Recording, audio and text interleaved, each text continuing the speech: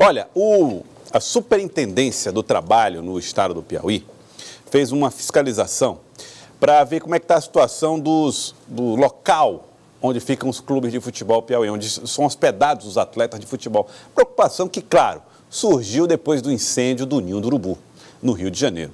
Foi feito esse trabalho e agora saiu o relatório final do apurado, né, por esses times. A Indira está aí ao vivo e vai trazer informações para nós a respeito dessa situação. River e Piauí Esporte Clube, que são os times que hoje possuem alojamentos, Indira, foram um alvo dessa fiscalização. Boa tarde para você. Boa tarde, Joelson. Na verdade, essa investigação está em curso, né? A gente tem aí o relatório da primeira parte dela. Tudo aconteceu porque esse mês de abril é considerado o abril verde. É o mês de uma preocupação maior com a questão da segurança no trabalho. E auditores fiscais do trabalho ligados à Superintendência Regional do Trabalho, motivados, claro, pelaquela tragédia que aconteceu no Ninho do Urubu, no Flamengo, quando 10 jogadores da equipe de base morreram depois de um incêndio. Eles foram visitar também os alojamentos dos principais times aqui de Teresina, que são o River e o Piauí. E a situação nesses dois locais não é uma situação boa. Quem está aqui com a gente é a Flávia Lopes, que é auditora fiscal do trabalho também. Flávia, qual foi a situação que vocês encontraram nesses alojamentos? Boa tarde. Boa tarde, Indira.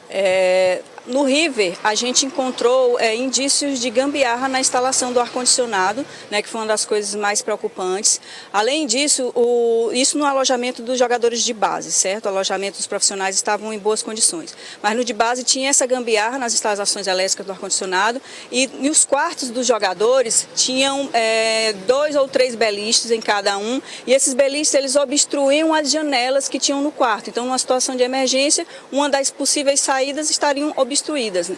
Além disso, num dos quartos também dos jogadores do River não tinha janela nenhuma, tinha apenas basculante. Todas as portas dos quartos estavam quebradas, então eles deixam as portas só escoradas, entendeu? Não facilitam uma saída de emergência aquilo ali, porque aí tem que tirar a porta do local para poder sair. As janelas obstruídas, a parte de banheiros estavam em péssimas condições.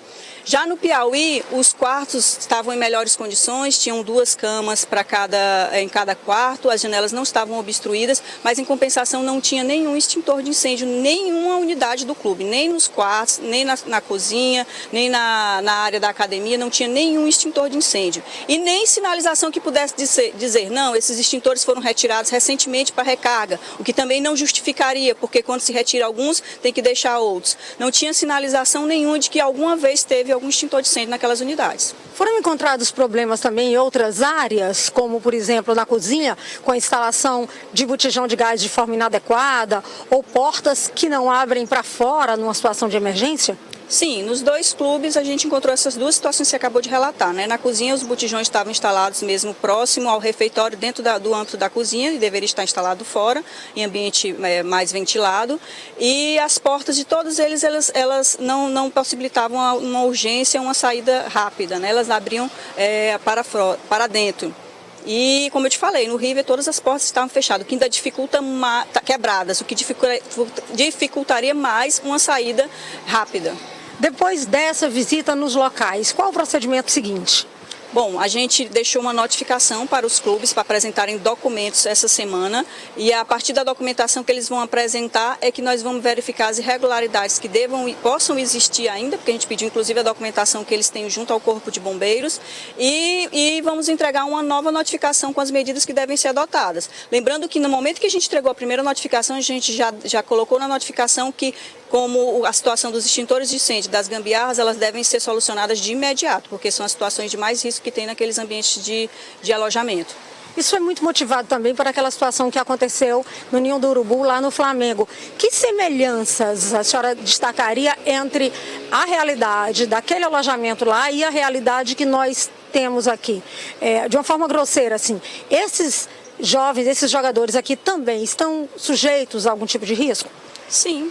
uma situação, se caso aconteça um incêndio, eles estão ali numa situação sem ter, por exemplo, no caso do Piauí, uma medida de combate a incêndio, não tem extintores de incêndio. Imagino eu que aqueles jogadores também não tenham sequer nenhuma instrução de como se portar diante de uma situação de emergência. O que a gente observa, eu não estive lá no Ninho do Urubu, mas o que a gente observa de semelhança é a falta de preocupação em gerir riscos, porque o risco de incêndio existe em qualquer ambiente e a gente tem que minimamente ter algumas medidas para combater esses riscos, como extintores de incêndio, instruções, o que fazer em caso de incêndio, sinalização de segurança e a parte elétrica que a gente observou no River de que não tinha um cuidado com essa parte elétrica, foram instalados ar-condicionados de uma forma improvisada. Tá certo, muito obrigada então a Flávia Lopes, que é auditora fiscal do trabalho. E Joelson, como eu falei no início, essa fiscalização, essa investigação continua. Os clubes ainda vão apresentar as justificativas e receber, claro, uma lista com as medidas que devem ser tomadas e vão ter que apresentar as providências dentro de um cronograma a ser especificado. A gente volta com você no estúdio, Joelson. Muito obrigado, Indira Gomes, pelas informações. Procurados pela TV Cidade Verde, as diretorias dos dois clubes se posicionaram através de nota. O Piauí Esporte Clube afirma que recebeu a fiscalização do Ministério do Trabalho e se orgulha do CT da Toca do Rato ter sido considerado o de melhor padrão para alojamento em nosso estado. O clube informa que os itens não satisfatórios elencados pelo Ministério do Trabalho através da Superintendência estarão sendo providenciados nos próximos 90 dias. Já o River Atlético Clube informa em nota que antes mesmo da posse desse relatório, já iniciou algumas das adequações necessárias, já tendo resolvido as mais simples, que não dependem de intervenções estruturais. É importante frisar que, antes mesmo da vistoria, os alojamentos das categorias de base do clube, do River, já passavam por reformas estruturais e, com o relatório do órgão, essa reforma abrangerá os itens diagnosticados.